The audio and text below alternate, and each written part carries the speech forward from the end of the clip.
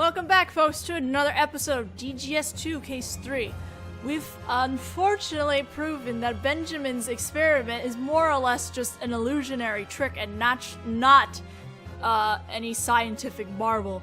And more or less, it proves that Benjamin probably is innocent of this case, but because Benjamin is a scientist and scientists are crazy people, they are willing to give up their lives to protect their scientific theories, which is what Benjamin is doing right now. So he is basically fighting his own defense attorney. Like I said,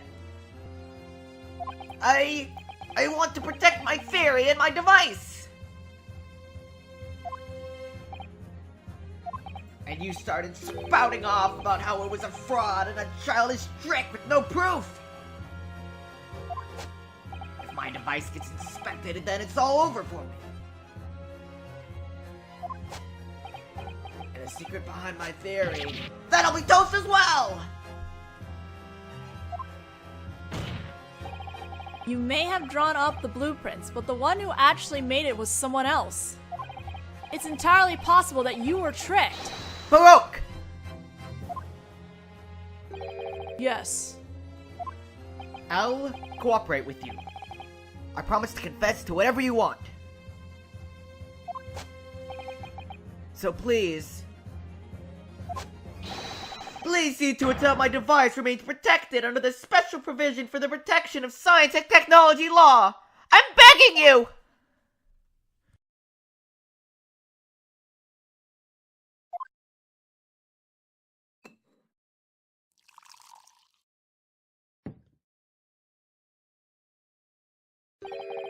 Forgive me for the impropriety of partaking of the Lord's chalice at a time like this. Japanese boy. Yes? You need to make your position clear now as the defense. Do you intend to claim that that experiment was nothing more than an illusion? If that's the case, then naturally, that device will, as of that moment, cease to be protected under the special provision for the protection of science and technology law.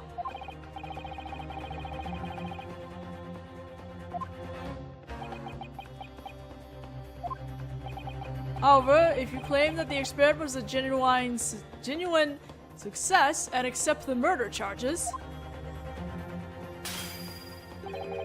then the defendant's theories will be protected.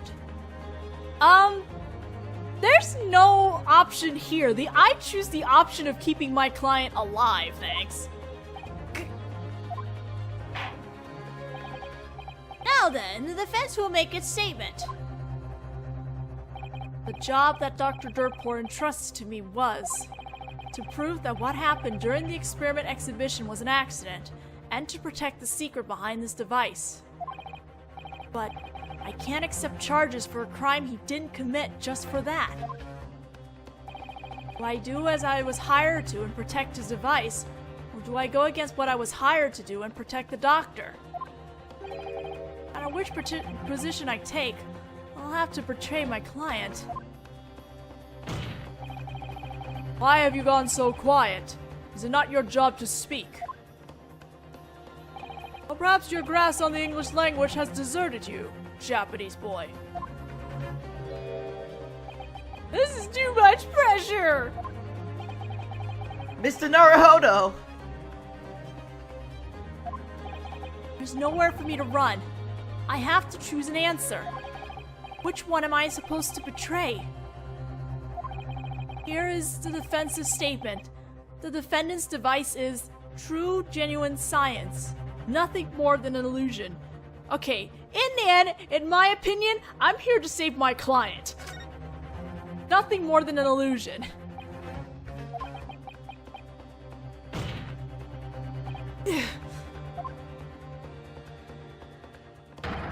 It's no good. I can't say it.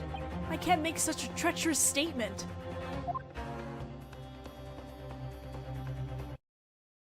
The choice before you is not what shall I betray. I believe the more important question is what you should protect. Surprise! guys! It's been a long time, Naruhodō-sama. Susato-san! What are you doing? Blah! My first Susato tossed in 6 months. Oh my god! Her objection theme is playing! There's so many emotions welling up in me! We can chat later. For now, we need to face forward. What I should be asking myself right now is what I'll protect. You got this, Naruhodō! Dr. Dirtpour. Yes? You told me yesterday that science is about pursuing the truth. It's the same for lawyering. Attorney Naruhodō. I believe in you. I believe that you didn't stab him. And I wonder if you haven't actually figured it out too. That there are things about the experiment and the device that you should be questioning. We have to pursue the truth.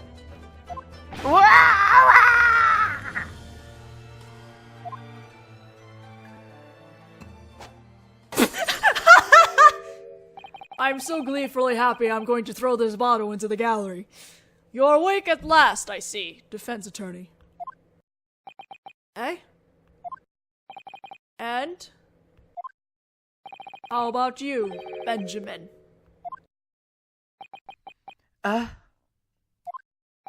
After hearing what your attorney has said, is there anything you'd like to say as well? Baroque. Prosecutor Van Zeeks.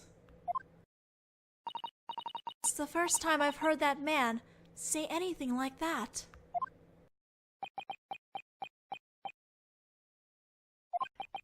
Actually, there is one thing that comes to mind. Huh? I saw something that day. Right before the experiment was performed, right near the exhibition grounds. It was a man, carrying a crossbow. What?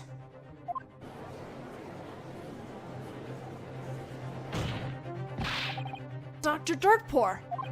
The person you saw, did he have any distinguishing features? He was even taller and skinnier than me, with better posture and long, white hair. He had fewer lenses than me, too. He wore a posh black monocle.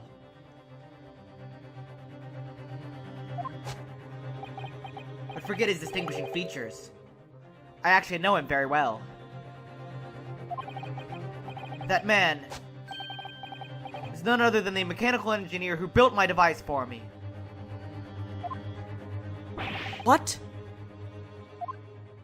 He built your device?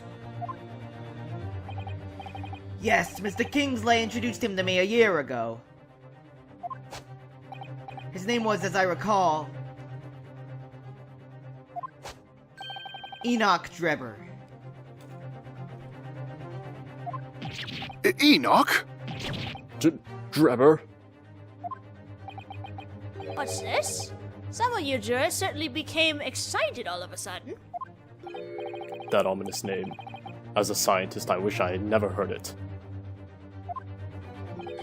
Even as a magician, he's someone I'd rather not get involved with. Just who on earth is he? I've heard rumors, not unlike this one, whispered about him in scientific circles. Rumors of how science experiments he's been involved with have been carried out on large stages, and how they ended up being magic tricks. Of course, the others involved were unsavory characters trying to secure research aid from the government. Occasionally, magicians who find themselves in a tight spot financially will attempt such measures. I've heard Enoch Drebber's name from some of my fellow magicians who fall into that category. a wildly successful swindler with a reputation as both a scientist and a magician. That is the man named Enoch Drebber.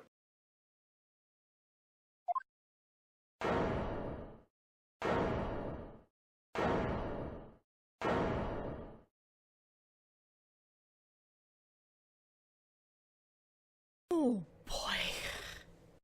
Benjamin, what have you brought yourself onto? What have you... Oh man. So then, it's true. My device was just a big magic prop. Considering Mr. Enoch Drebber's true identity, I think we can safely assume that the possibility is, unfortunately, very high. Even if no one else believed, I at least wanted to. I wanted to believe that that device had worked the way I theorized.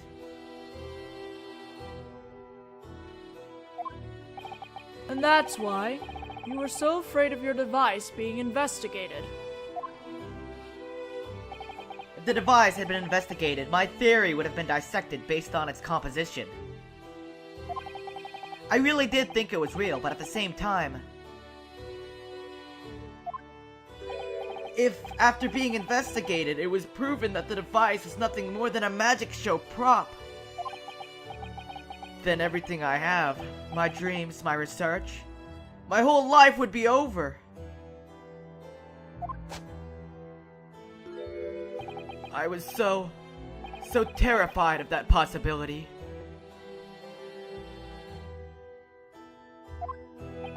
So then, you honestly didn't know, correct? You didn't know what the device really was, or what kind of man Enoch Drebber really was. Is it Enoch or Enoch? I never suspected, nor did I try to find out. I feel like it's probably Enoch, only because of the way how Japanese is voiced. An E is more of an A sound, so maybe it's actually Enoch Drebber, but I'm so used to saying Enoch at this point. Also, Enoch Drebber is actually a character from the Sherlock Holmes series, which is a English novel, so would it be Enoch in this case? It's weird. It's likely that Mr. Kingsley and Enoch Drebber had joined forces on this. They were using you to cheat the government out of the research assistant funds.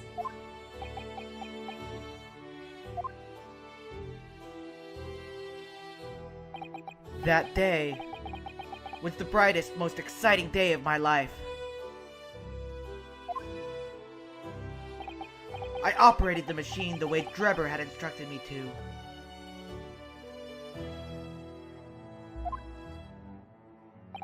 Suddenly, the machine began to pour smoke. I didn't know what was happening.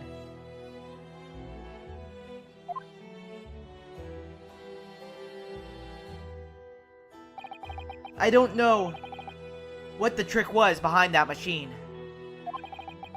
I don't know anything anymore.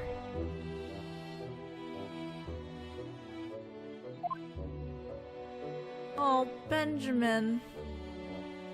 He just wanted to do science.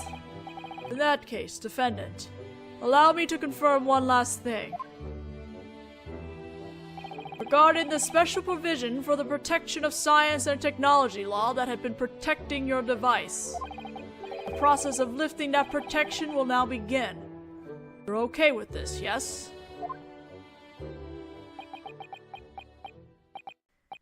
Yes, go ahead. I'm so sorry about all this.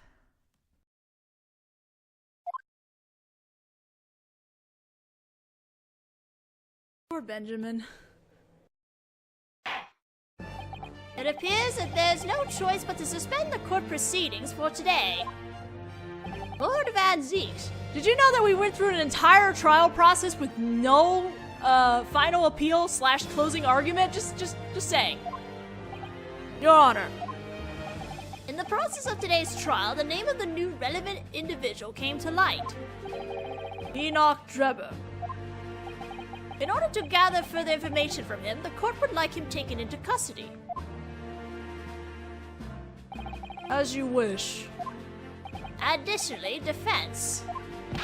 Yes, Your Honor.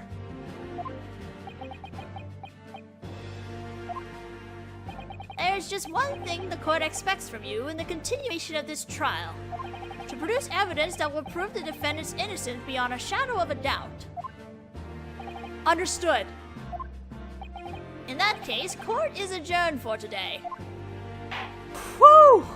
Despite not having a closing argument, this was still this was a pretty relatively bulky trial.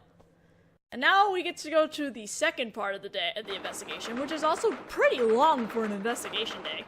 The same day, 1:36 p.m., the Old Bailey Defendant's Lobby. Oh, Benjamin, do you need a hug? Mr. Naruhodō! Yes? I'm so incredibly sorry! I tricked you, and got you involved in this crazy trial as a result! Why did it have to turn out like this? I'm so incredibly sorry!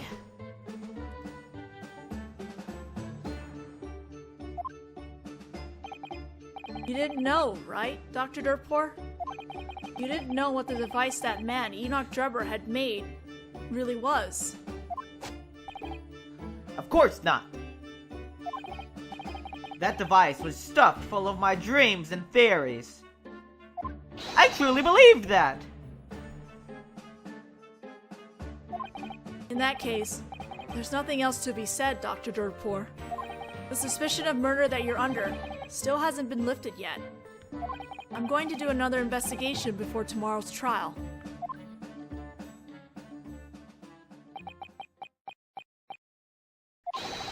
I'm counting on you then! He bounced back real quickly. Now, let's talk to the other person that just decided to surprisingly show up. Oh my god, I missed you so much, Susato. Naruhodō-sama, I apologize for my late arrival today. Late? Oh, I thought I mentioned that I'd be coming today in the postcard I sent you. Postcard?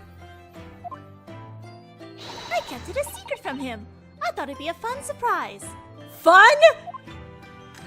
So, were you surprised? I'll say I was. I mean, did you see the way she suddenly sent me flying? I'm so sorry about that. I was so happy to see you again that I tossed you before I even realized what I was doing. Is that her happy toss? That's something you can do without meaning to? Susato-chan's train to London Station arrived late today. So we hopped in a carriage and came flying over to the courthouse, praying we make it before that trial ended. I was supporting you from the gallery, but I just couldn't bring myself to stay out of it. Look, you're my legal aid. It's fine. Thank you so much, Susato-san. Huh? I'm much more confident with you beside me. Oh! I'm really glad you came back to London. Thank you. It's good to be back. I look forward to working with you again. What made you come back anyway? What did your father have to say about all this? Alright, let's leave the talk. For after we return to Baker Street. I prepared a special herb tea blend for today. Oh my, I can't wait to taste it. Yeah, it might be better if they talked in the privacy of their home and not in the lobby. And so, Susato-san returned to London once more.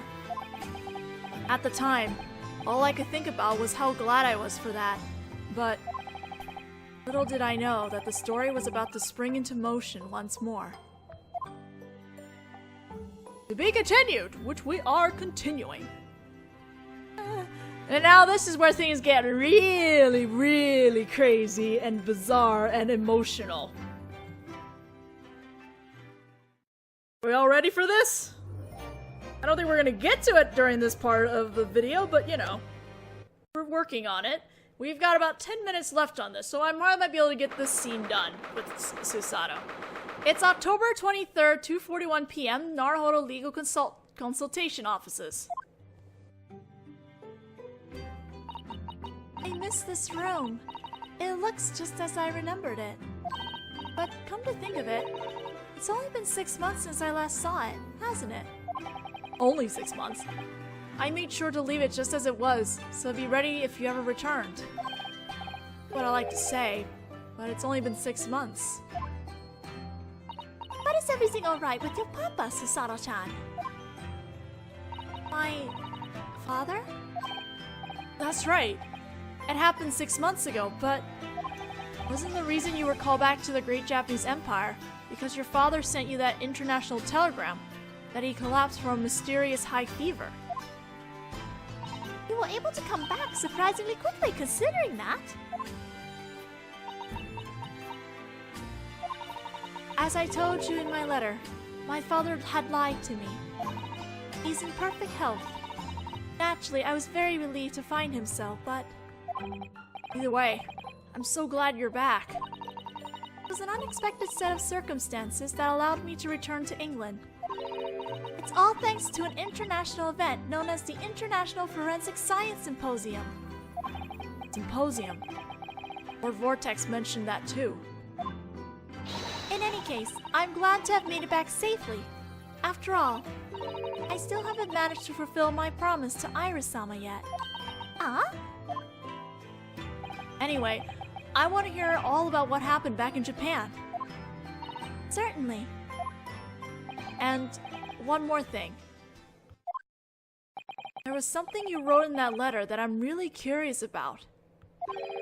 Part about him. Sogi Kazuma. Excuse me? Of course. I'll tell you everything I know.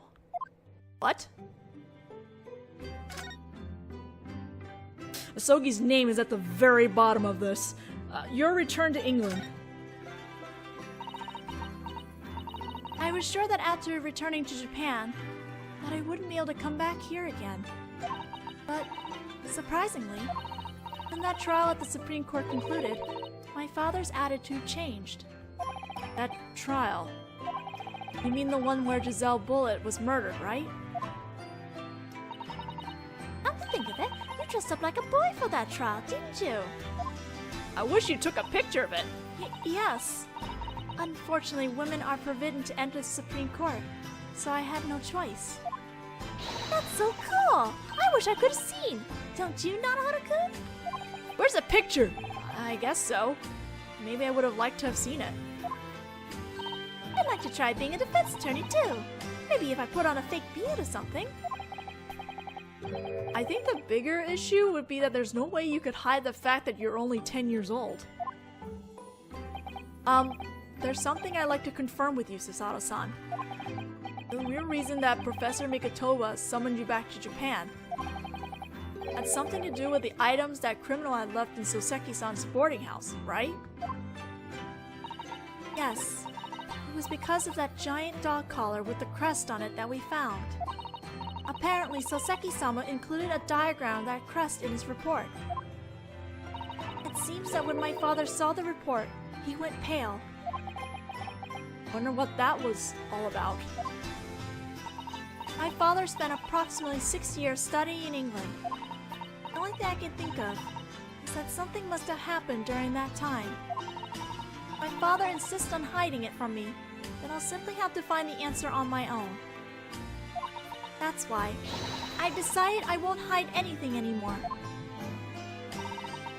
Susato-chan! Susato-san is looking quietly at Iris-chan. Right! We need to figure out how she knew about the Hounds of Baskerville. The International Forensic Science Symposium, excuse me. Lord Vortex mentioned that. This would be the largest international event of its kind, with 40 different countries involved in forensics coming together. It was because of that event that my father and Judge Jigoku were invited here from Japan. Apparently, it's quite an honor. Well, Professor Mikotoba is Japan's #1 authority on forensic medicine. The other person you mentioned, Judge Jugoku? Goku Seshiro-sama.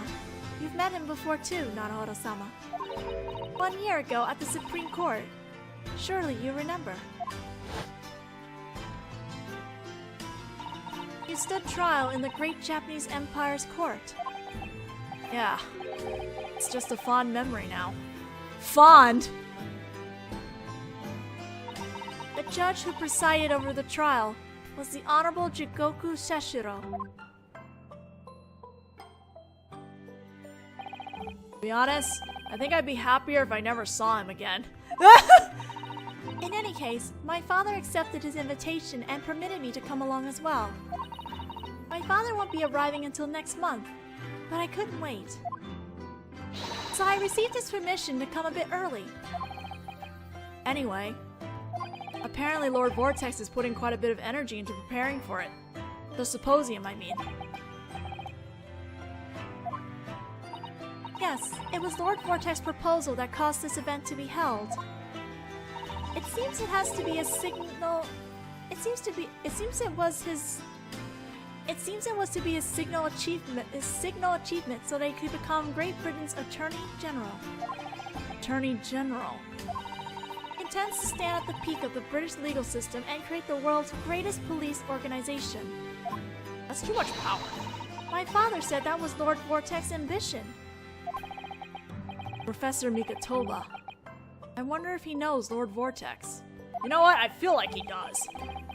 Actually, he tried to tell me about that too yesterday, but I ended up passing out for most of it and don't remember much. Goodness, that sounds terrible. Giselle Bullet's case. Giselle Bullet. Thanks to her twisted plan, I was made to take the fall for a crime I didn't commit and had to stand trial for the suspicion of murder of one Dr. John H. Watson. Giselle Bullet. Giselle Bullet. I didn't think I'll forget that name as long as I live. Regards to that, it seems like you would be better off trying to forget. Huh? Following the incident, our nation's intelligence agency did some checking up on her. Discovered that the Englishwoman known as Giselle Bullet does not exist. Doesn't exist? Wait, what the heck does that mean? Her real name was Sasha. Her exchange student identity was false as well. Sasha? As in a Sasha? False. Then who the heck was she really? All the intelligence agency was able to dig up on her was that her name was A. Sasha. Holy shit! As for why, and how she was able to infiltrate the Great Japanese Empire, that remains a mystery. That's insane. It's not easy to gain exchange student status. Just what sort of power did she have backing her in order to manage that? I don't know. The only thing I know for sure is I have no idea what her goal was, and that's all. She may have been killed, but sounds like not one of the mysteries surrounding her has been solved, huh? Yes, unfortunately. A Sasha. Who on earth was she? But I can't help feeling like I've heard that name somewhere before. I mean, I know it's been 6 months and all, but their name showed up in that particular telegram at the end of DGS1 Case 5. Also, now we're gonna talk about Asogi Kazuma. Why is his name up here? After Hari-sama's trial concluded, True Killer, a newspaper reporter, told me something curious. I know all about it. You're involved too. In that exchange student business. The people in this country have no idea. No one knows that exchange student lost his life on the steamship before he could reach England. And after that, he was never...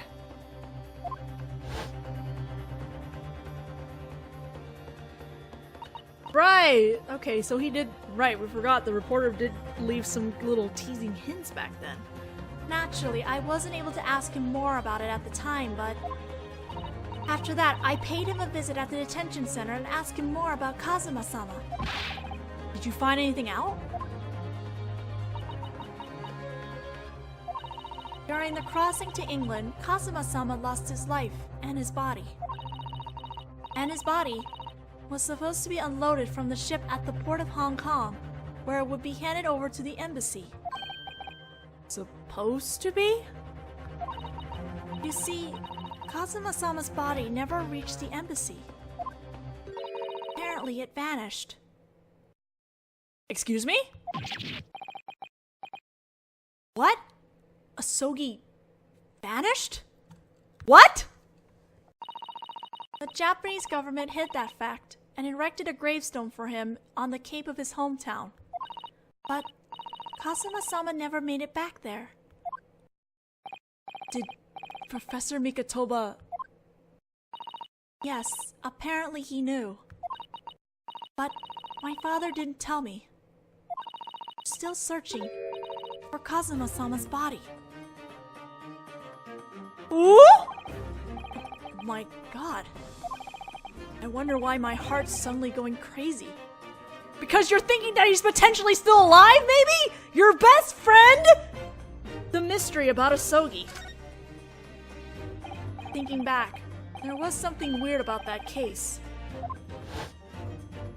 Oh, of course we're gonna see this again. We weren't allowed to see his body even once after that.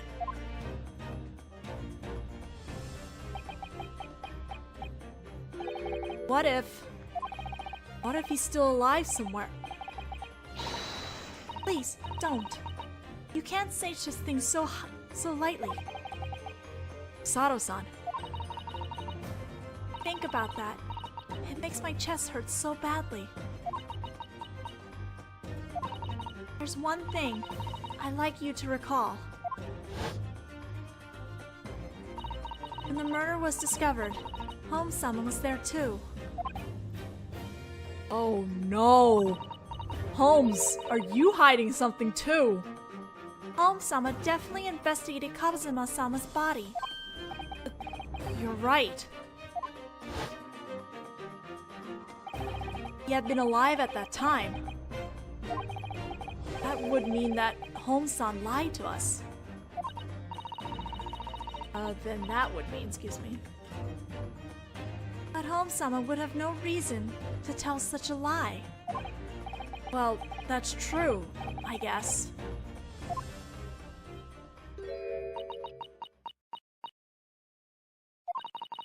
Kazuma-sama might be alive somewhere. I allow myself to entertain that hope, and it ends up being incorrect. I have to experience that hellish pain all over again. I'm so afraid of that. Oh my god, Susato. Susato-san. It's Susato-san we're talking about. I'm sure she's given it plenty of thought. Maybe it's better if we just leave it at that. For now! That's... Jesus Christ. Okay! That's one way to end this video, I guess. Yeah, we're out of time. We went over a lot, but like... things are getting interesting now, like I was saying. So... Asogi may or may not still be alive and wandering around somewhere we don't know yet, but, yeah. Also, please give Susato a hug. Oh my god. But yes, we will continue the second day of the investigation in the next video, after we've all emotionally recovered from this whole scene. Occasionally, magicians who find themselves...